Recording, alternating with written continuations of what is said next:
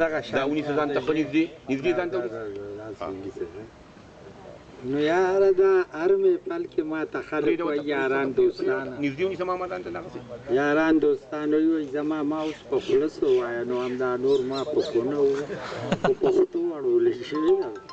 او بل زما یاداشت هم داسې راشي او د خلکو یاداشت هم کار پرېښودی د سیند غاړه کې دو یارانو نیت وتړو نو یو پنځم رکعت ته پاڅېده یو په څلورو کې کېناست نو دې څلورو والا ته پته ولګېده چې دی پنځم رکعت ته پاڅېد نو هغه چې سلام وجار واچوي وایي تا خو پنځه وکړه هغه ورته ویې ډوبه ډټه صی زما دې ورته ور واورو خو چې ما ته یې راواورو نو دا هم صحیح خبره ده هېرېدله او پخوا زمانه به دغې کې داسې یو ګانه جوړېده لاړ شه کراچۍ ته ډېرې وګټه روپۍ چې په مالک کې شما زه داسې حالات ما هم وویل راشه یاره چکر ولګو چې دا ښار ووینو هغه چې لړم ما ته دې خارجه دې صحابه د اربابیال چې وي د بابا لاندې کې به کوز شم لاندې څه شی دی ټیشن د مې ښه هلته کوز شو چې کوز شم دا کیکرانه دا شګې مګې مې د یوې چې ښکلې ښار دی دا خو لویه ځنګل دی خو لکه لوی ټیشن یې پکې بیا څوارلس ټیشن یې پکې وګرځېدم خو څه مې په لومبۍ ورځې تنګ شو نو هغوی ته مې راځئ چې چکرونه به وکړي ماما ته خو بلا میاشت نیمه دلته مې زما هېڅ پته نه لګېږي یارانو ته هم پته ده چې په ما ساډوبي راشي که بهر ملک ته تللی یم نو هم ساډوبي را باندې راشي نو تېر سر یې د پرېځوان ژوند مې نه دی تېر کړی نو کولاو ګرځو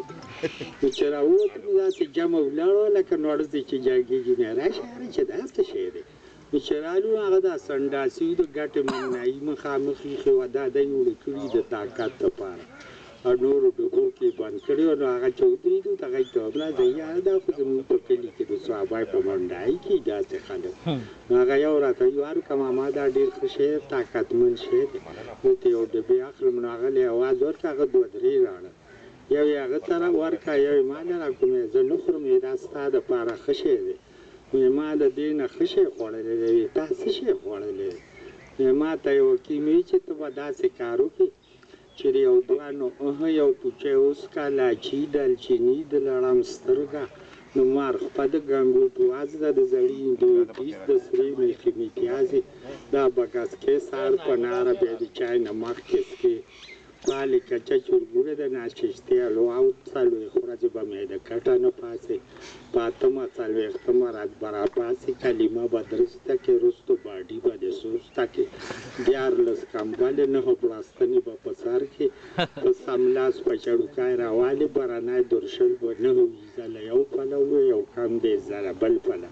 اوبه چې څکې مې د ترېشر بوس په پیاچې چې په غړپ یې نه څکې هسې مې غوړ چورګوړې به د نه جوړې شي